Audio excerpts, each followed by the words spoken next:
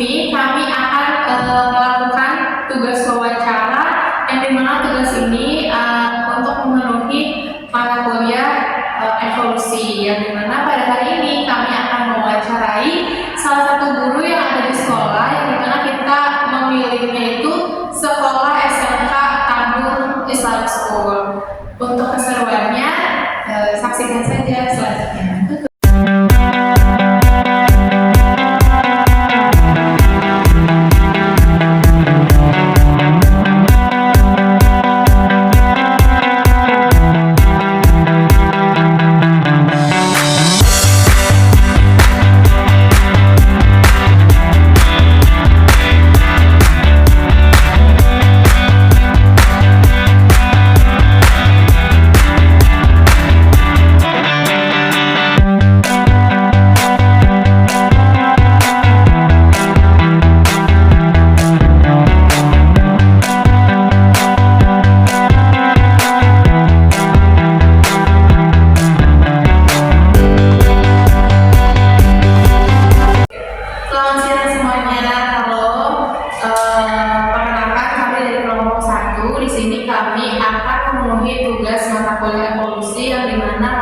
Tugasnya itu adalah mewawancarai salah satu guru di sekolah untuk ditanyai mengenai teori evolusi. Dan di sini kami sudah berada di sekolah SMK Tambun Islamic School, yang dimana di sini sudah ada salah satu guru dari SMK tersebut, yaitu Miss Ayu. Sebelum itu perkenalkan terlebih dahulu anggota dari kelompok 1. Yang pertama dari saya sendiri adalah Mawara.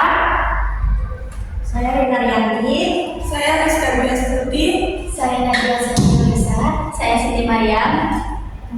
Selanjutnya kita langsung aja ke salah satu gurunya. Selamat siang, Miss. Selamat siang. Miss, boleh perkenalkan terlebih dahulu. Perkenalkan, saya Ayu. Kebetulan saya sudah mengajar di SMK Tambun selama hampir 5 tahun. Dan kebetulan untuk tahun ini kepala sekolah mengamanahkan saya untuk mengambil mata pelajaran kelas. Sebelum kami ucapkan yang masih banyak kami atas waktu dan kesempatannya, karena sudah mau diwawancarai. Baik, kita akan masuk ke pertanyaan pertama nih, Miss. Sebelumnya tuh apa sih yang Miss ketahui tentang teori evolusi ini? Oke, nah kalau yang saya tahu tentang teori evolusi teori evolusi itu salah satu teori ilmiah yang menjelaskan bahwa makhluk hidup mengalami perubahan secara signifikan. Dan teori evolusi itu merupakan salah satu cara bagaimana agar makhluk hidup itu bisa dapat bertahan hidup, mempertahankan hidupnya. Kayak kita ambil contoh seorang burung yang memiliki paruhnya berbeda sesuai dengan jenis makanannya. Di situ kan bisa kita lihat kalau setiap burung pastinya memiliki perbedaan paruhnya untuk mencari dan mendapatkan makanannya. Itu yang saya tahu. Nah, Miss, dalam teori evolusi itu kan ada beberapa tokoh-tokoh atau orang-orang tuh yang dia menggunakan teori-teorinya itu kan. Apa yang Miss ketahui nih tentang beberapa orang teorinya itu kayak Lamarck, Darwin, dan seleksi alami? Oke, kalau yang saya tahu Lamarck itu menggarisberatkan pada pewarisan sifat. Kalau Darwin ya, nah kalau Darwin itu melalui konsep seleksi alamnya. Kalau seleksi alamnya sendiri itu terjadi karena adanya variasi alam. Nah itu contohnya sesuatu makhluk hidup yang disesuaikan dengan kondisi keadaan lingkungannya. Itu yang saya tahu. Nah, ada nggak sih keuntungannya kalau kita tuh mempelajari teori evolusi? Oke. Keuntungan dari mempelajari teori evolusi itu punya ada. Kalau menurut saya ada 3 hal manfaat kita mempelajari teori evolusi. Yang pertama itu adalah mengetahui asal usul dan keanekaragaman makhluk hidup. Karena dengan teori evolusi ini kita jadi tahu nih awalnya itu kayak gimana, seperti apa, sampai akhirnya terjadinya sebuah perubahan. Terus yang kedua ada jadi kita mampu menjelaskan konsep proses makhluk hidup. Kayak tadi contohnya misalkan proses bagaimana menjadi kuku atau proses perubahan manusia purba mungkin gitu kalau pelajaran sejarah. Yang ketiga ada tentang membantu pelestarian lingkungan. Seperti itu. Oke, pertanyaan selanjutnya Miss, kan di teori evolusi ada manusia purba. Nah, apa sih yang bisa ketahui tentang manusia purba itu sendiri? Oke, berarti ini sejarah juga ya. Kalau manusia purba, semua manusia itu adalah manusia-manusia yang hidup sebelum zaman modern. Lebih tepatnya lagi manusia-manusia yang hidup pada zaman prasejarah sebelum alam besar. Selanjutnya menurut Miss, siapakah nenek moyang manusia menurut teori evolusi di sini? Oke, menurut teori evolusi manusia itu punya tahapan ya. Kalau nenek moyang manusia yang pertama itu kan biasanya kayak kita dulu belajar mengenai Homo sapiens, Homo soliensis gitu ya. Kalau yang pertama dipelajari itu manusia yang mirip atau serupa dengan kera. Itu kalau yang saya tahu pertama. Nah dari situ berevolusi menjadi Australopithecus. Nah dari situ kemudian Homo habilis, Homo sapiens sampai yang terakhir itu Homo sapiens pada zaman modern. Itu yang setahu saya. Selanjutnya, apakah Miss percaya tentang teori evolusi itu sendiri, mengapa dan boleh berjelaskan alasannya? Percaya karena di pelajaran sejarah itu kan ada yang namanya dari zaman Paleolitikum sampai Megalitikum. Nah di situ ada perubahan pada bentuk manusia sama perubahan mereka bertahan hidup. Contohnya kayak di awal zaman itu, zaman purba dulu dia tidak mengenal dengan alat untuk berburu atau meramu gitu kan. Tapi dengan adanya perkembangan zaman, mereka akhirnya sampai ketemu dengan zaman logam. Jadi para manusia purba ini tuh bisa menciptakan alat untuk berburunya itu dengan alat logam. Jadi selanjutnya, apa yang Miss ketahui tentang adaptasi ya?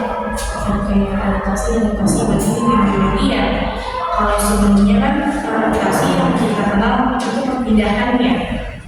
Oke, kalau adaptasi yang saya tahu itu penyesuaian makhluk hidup agar dapat bertahan hidup dengan lingkungannya. Nah, adaptasi ini sendiri itu perubahan pada materi genetik pada waktu tertentu yang terjadi secara tiba-tiba. Itu contohnya biasanya kelainan genetik pada manusia. Karena kan adik-adik mungkin pernah lihat, maaf, ada tidak semua manusia yang sama kayak kita. Contoh ada yang albino atau ada yang maaf matanya lebih blue, itu kan biasanya balik lagi ke genetik sebelumnya punya keturunan seperti itu. Apakah agama itu mendukung teori evolusi? Oke. Kalau dari Islam ya, bisa dia langsung. Jadi kalau dalam Islam untuk teori evolusi ini sendiri menurut saya tergantung dari beberapa sudut pandang. Jadi kalau dalam sudut pandang Islam itu untuk tumbuhan atau makhluk hidup pendukung, karena dalam Islam menerima bahwa hewan dan tumbuhan itu mengalami evolusi secara mekanisme. Tapi kalau untuk manusia sepertinya tidak, karena seperti yang kita ketahui kalau dari pelajaran sejarah itu ya evolusi untuk pertumbuhan manusia itu berasal dari manusia yang sempat bergerak. Tapi kalau di Al-Quran kan sudah jelas bahwa adanya manusia pertama itu Nabi Adam gitu.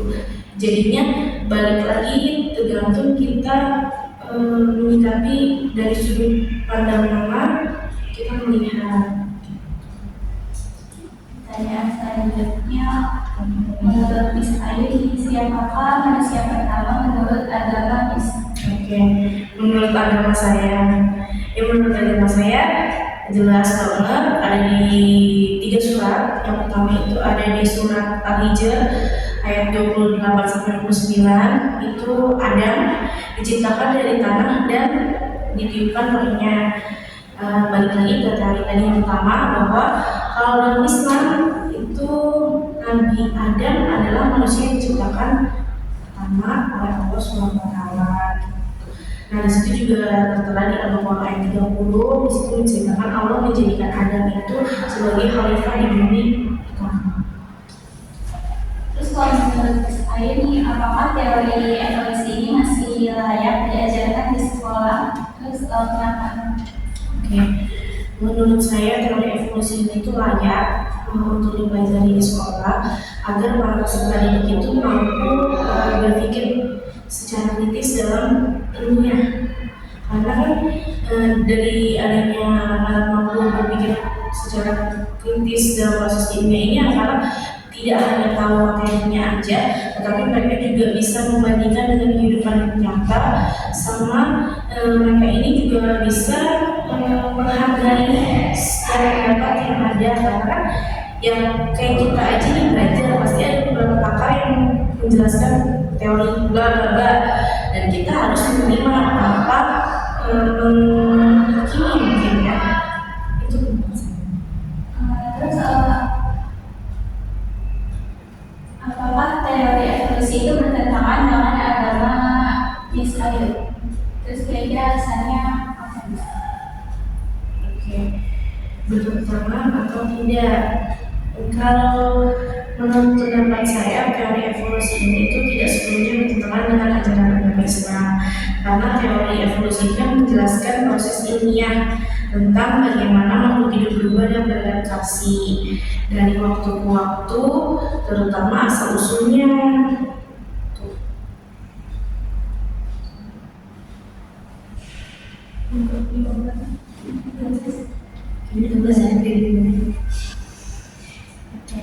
Yang selanjutnya itu apa sih yang bisa diketahui tentang Buddhisme atau Illuminati atau tidak ada Apa namanya nih? Buddhisme? Illuminati Ya. Kalau Dajjal itu setahu saya salah satu tanda akan adanya hari akhir, itu jelas banget pada ajaran agama Islam. Kalau Zionis ini salah satu gerakan politik Yahudi yang muncul pada abad 19. terus misalnya sendiri itu mendukung menolak atau mungkin ragu-ragu mengenai teori evolusi. Maksudnya posisi ragu.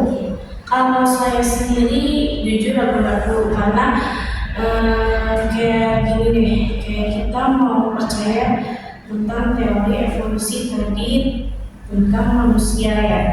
Tadi kan dikatakan kalau belajar sejarah itu manusia purba itu memang ada di beberapa daerah juga ya, kayak Homo sauroensis, Wajukensis itu kan memang ada katanya peninggalannya di beberapa daerah.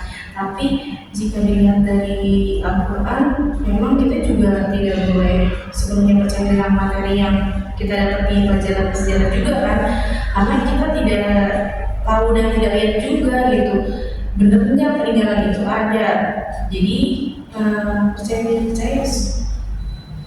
Nah, sebenarnya itu menurut sendiri dari evolusi ini khususnya mengenai daripada manusia itu masih bisa dipelajari dari sampai sekarang. Masih, karena banyak manfaatnya untuk dalam proses ilmiah. Itu karena kan yang tidak dipungkiri ya, yang namanya kehidupan semakin maju di perkembangan zaman, kita juga semakin ada selalu perubahan. itu tetap diperlukan. Nah, terus menurut sendiri boleh nggak sih kita menjelaskan suatu ilmu atau teori kepada anak atau mungkin kalau di lingkungan sekolah itu kepada peserta didik, tetapi bertentangan dengan agama yang kita ambil. Oke, menurut saya boleh dalam penyampaian teori, namun jika ketika kita menyampaikan karena adanya perbedaan agama tadi, harus kita digarisbawahi bahwa ketika menyampaikan itu harus secara netral, tidak memaksa dan tidak boleh menyinggung salah satu agama yang berbeda dari agama kita tadi. Ini pertanyaan terakhir, Mas. Terus gimana sih cara menjelaskan teori evolusi, khususnya evolusi pada manusia ke peserta didik? Oke, biasanya kalau peserta didik itu harus disertai dengan bukti nyata. Lalu selain itu kita juga harus menyampaikannya dengan kata-kata atau bahasa yang sederhana, yang mudah dicerna sama peserta didik. Jadi peserta didik itu punya gambaran. Gitu. Biasanya kalau kita sendiri nih sebagai guru mengajar salah satu contoh tadi misalkan manusia purba, itu kita juga harus menampilkan ini loh nak, contoh gambaran manusia purba pada zaman A. Nanti ada lagi sampingnya kita taruh gambar manusia purba B. Jadi mereka bisa membedakan secara langsung bagaimana perbedaan bentuk manusia purba di zaman A sama di zaman B. Baik, Miss, yang wawancara kita pada hari ini kami ucapkan terima kasih lainnya atas waktunya karena sudah mau menjawab pertanyaan kita tadi. Semoga apa yang kita sampaikan tadi, apa yang kita diskusikan pada hari ini kita dapatkan manfaatnya. Terima kasih, Miss. Terima kasih.